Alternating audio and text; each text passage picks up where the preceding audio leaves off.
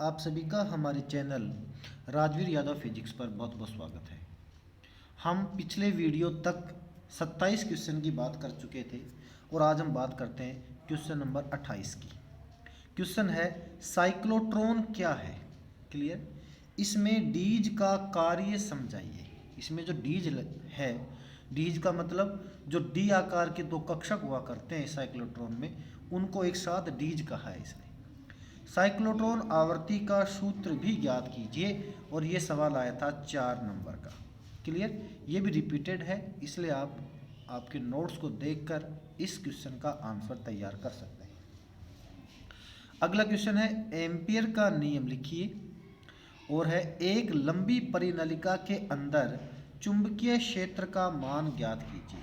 तो एम्पियर का नियम रिपीटेड है और लंबी परिनलिका में चुंबकीय क्षेत्र भी रिपीटेड है, ये आपको तैयार करना है। अगला क्वेश्चन है क्वेश्चन नंबर 29, वैद्युत अनुनाद क्या है। क्लियर। अनुनादी आवृत्ति का सूत्र ज्ञात कीजिए। अनुनाद की तीक्ष्णता की व्याख्या कीजिए। 1 + 2 + 1 = 4। क्लियर। वैद्युत अनुनाद मतलब अनुनाद की पोजीशन किसे कहते हैं, जिसमें एक्सएल का मान एक्ससी के मान के बराबर हो, उसे क्या कहते हैं, अनुनाद की पोजीशन कहते हैं। तो देखो, यदि किसी प्रत्यावर्ती परिपथ में प्रेरणिक प्रतिघात एक्सएल का मान भारतीय प्रतिघात एक्ससी के बराबर हो, तो इस अवस्था को वैद्युत अनुनाद कहते हैं। क्लियर। आगे देखो, अनुनादी आवृत्ति का सूत्र ज्ञात करना। एलसीआर अनुनादी परिपथ का जो पूरा टॉपिक आपको लिखवाया था वहाँ पे, वो पूरा टॉपिक करना है। क्लियर। उसके बाद फिर ये 2-4 बातें और लिखनी है एक्स्ट्रा में। क्या है कि अनुनाद की शर्त है एक्सएल बराबर एक्ससी। एक्सएल बराबर चूंकि ओमेगा एल होता है, एक्ससी बराबर 1/ओमेगा सी होता है, तो ये हो जाएगा ओमेगा स्क्वायर बराबर 1/LC, या ओमेगा बराबर 1/√LC, या फिर 2πFR बराबर हो जाएगा 1/√LC। सोल्व करें तो FR बराबर हो जाएगा 1/2π√LC। समीकरण एक क्या है, अनुनादित आवृत्ति का समीकरण कहलाता है। क्लियर। अनुनाद की तीक्ष्णता से क्या मतलब, देखो, अगर मान लीजिए ये ग्राफ ऊंचा ज़्यादा है तो उसको कहते हैं तीक्ष्ण अनुनाद, या चपटा है तो उसे कहते हैं चपटा अनुनाद। क्लियर। देखो आप, विशेषता गुणांक Q की सहायता से अनुनाद की पहचान की जा सकती है। यदि Q का मान अधिक है तो अनुनाद तीक्ष्ण अनुनाद कहलाता है, और यदि Q का मान कम है तो अनुनाद चपटा अनुनाद कहलाता है। ये इसका ग्राफ है। I और F में ग्राफ खींचने पर अगर इस प्रकार से ऊंचा ग्राफ प्राप्त होता है तो इस ऊंचे ग्राफ के संगत कैपिटल Q का मान अधिक होगा, अर्थात विशेषता गुणांक का मान अधिक होगा, और ऐसे अनुनाद को तीक्ष्ण अनुनाद कहते हैं। क्लियर। अथवा में एक और क्वेश्चन आया था, अन्योन्य प्रेरकत्व की परिभाषा दीजिए। क्लियर। दो समाक्षी परिनलिकाओं के मध्य अन्योन्य प्रेरण गुणांक का मान ज्ञात कीजिए, और ये आया 1 + 3 = 4 नंबर का। इसका उत्तर आपको नोट्स में देख लेना है कि अन्योन्य प्रेरकत्व की डेफिनेशन क्या है और परिनलिकाओं में अन्योन्य प्रेरण गुणांक क्या है।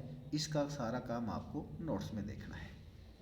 अगला क्वेश्चन, जेनर डायोड क्या है, इन्हें वोल्टता नियंत्रक के रूप में किस प्रकार प्रयुक्त कर सकते हैं, आवश्यक चित्र बनाइए। अथवा इसके अथवा में एक और क्वेश्चन आया था, वो है संधि डायोड क्या है। अग्र अक्ष लिख दिया मैंने इसको, अग्र करो,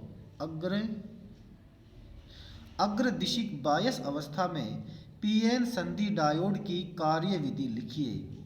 बायस वोल्टता व धारा में आवश्यक ग्राफ भी खींचिए।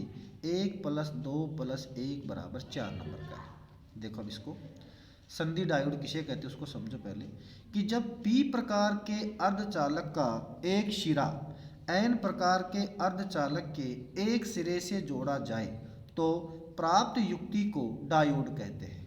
क्लियर। अग्र बायस अवस्था क्या है वो देखो, ये रिपीटेड है, आर लिख रखा है मैंने, और इसके लिए आप पहले की पेज देख सकते हो, वहाँ से आपको इसको उतारना है। अथवा इसका जेनर डायोड क्या है समझो इसको, ऐसा पीएन संधि डायोड जिसमें अधिक मात्रा में अशुद्धि मिलाई जाती हो, जो उत्क्रम अभिनति में कार्य करने के लिए तैयार किया गया हो, जेनर डायोड कहलाता है। मतलब ऐसा डायोड जो जिसमें अधिक अशुद्धि होती है, जो रिवर्स बायस में काम करने योग्य होता है, वो क्या कहलाता है? जेनर डायोड कहलाता है। जेनर डायोड का वोल्टता नियंत्रक के रूप में उपयोग किया जाता है। आगे चलते हैं।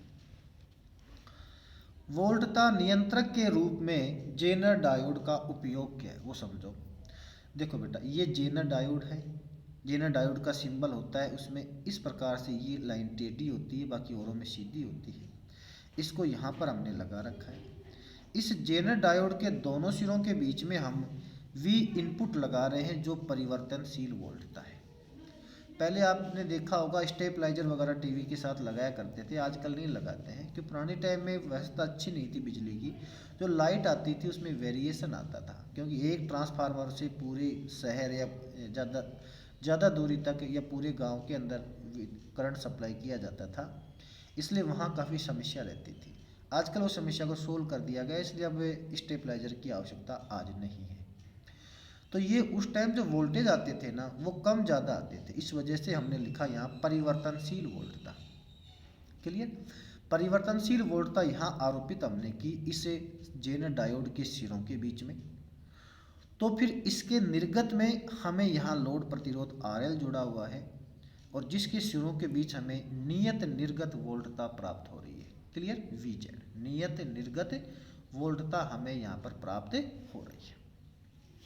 अब हम बात करें कि जेनर डायोड का काम क्या है, कि ये परिवर्तनशील वोल्टता प्राप्त करता है और ये नियत वोल्टता हमें प्रदान करता है, ताकि उस टाइम जो टीवी में चलाते थे, आपको ध्यान हो किसी को, इस टीवी के साथ जो स्टेबलाइजर हुआ करता था वो यही काम करता था। देखो आप, वोल्टता नियंत्रक के रूप में जेनर डायोड का सरल परिपथ चित्र में दिखाया गया है।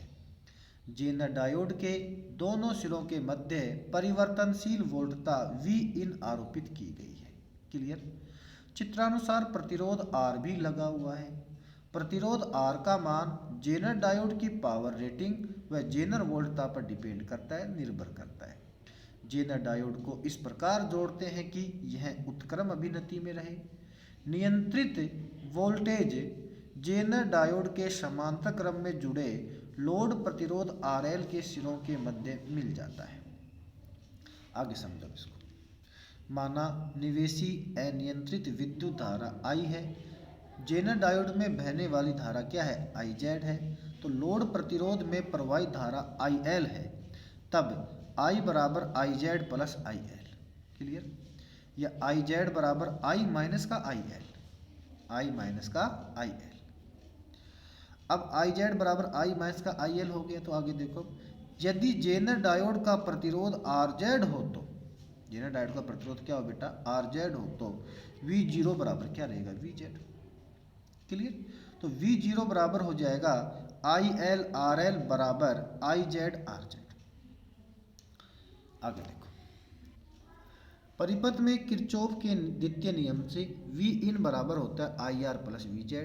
तो IR की जगह IR, VZ की जगह लिख दिया IZ RZ, या फिर कह दूं मैं VZ बराबर हो जाएगा V इन माइनस IR। समीकरण नंबर 3। जब V इन का मान VZ से कम हो तो जेनर डायोड से प्रवाहित धारा नगण्य होगी, अर्थात IZ का मान क्या रहेगा? 0। ऐसी पोजीशन में VZ की वैल्यू भी क्या रहेगी? 0। और ऐसी पोजीशन में समीकरण 3 से 0 बराबर V इन माइनस IR या V इन बराबर V0। इस स्थिति में निवेशी वोल्टता का मान निर्गत वोल्टता के बराबर होगा। मतलब कि जब आगे से सही वोल्टेज आ रही है ना, तो यूँ के यूँ हमें आउटपुट मिल जाता है। और अगर ज़्यादा वोल्टेज आती है, तो जैसे मान लो 240 वोल्ट टीवी को चाहिए और वोल्टेज आ रही है मान लो 270, तो ये 30 वोल्ट को हटा देता है। ये एक तरीके से 30 वोल्ट को हटाकर 240 वोल्ट ही देता रहता है। तो इस स्थिति में निवेशी वोल्टता का मान निर्गत वोल्टता के बराबर होता है। जब निवेशी वोल्टता को बढ़ाते हैं तब प्रतिरोध के सिरों पर वोल्टता बढ़ती है, लेकिन VZ अथवा V0 का मान नहीं बढ़ता। इस प्रकार जेनर डायोड की सहायता से नियत वोल्टता प्राप्त कर सकते हैं। ये बात होगी जेनर डायोड की, एक बार ही पूछा हुआ है, उसके बाद दोबारा कभी नहीं पूछा इस टॉपिक को। तो पिछले 10 साल में एक बार आया हुआ है, थोड़ा सा देख लेना, अगर मान लो आ ही जाए तो, बाकी इसके चांस हैं कम। अगर अभी तक आपने हमारे चैनल को सब्सक्राइब नहीं किया है तो प्लीज़ सब्सक्राइब कर लीजिए, क्योंकि इसी प्रकार के यूजफुल वीडियो मैं आपके लिए लेकर आता रहता हूँ। धन्यवाद।